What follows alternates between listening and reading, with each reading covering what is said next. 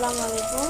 আমি ঝাল ঝাল মুরগি রান্না করার জন্য প্রথম কড়াই দিয়ে দিলাম তেলের সাথে দিয়ে দিলাম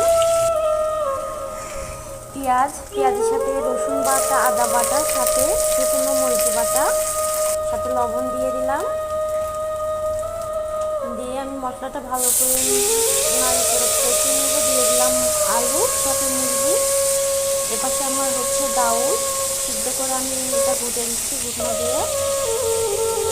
তারপরে দিয়ে দিলাম পানি, সাথে হলো লবণ।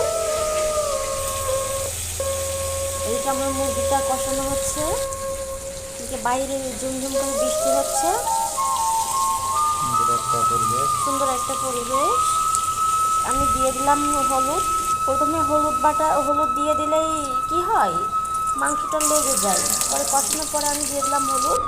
এদিকে আমার ডাউলটা বাগার দেওয়ার জন্য আমি ওপাশে সব কিছু রেডি করলাম। এই যে ফাইনালি আমার সব কিছু রেডি হয়ে গেল। এক পাশে আছে একটা পাতিলে ভাত, এপাশে আমার সেই ঝাল ঝাল রান্না করা মুরগি আছে, এপাশে ডাউল। মুরগির সাথে ডাউল দিয়ে খেতে কিন্তু অনেক মজাই লাগে।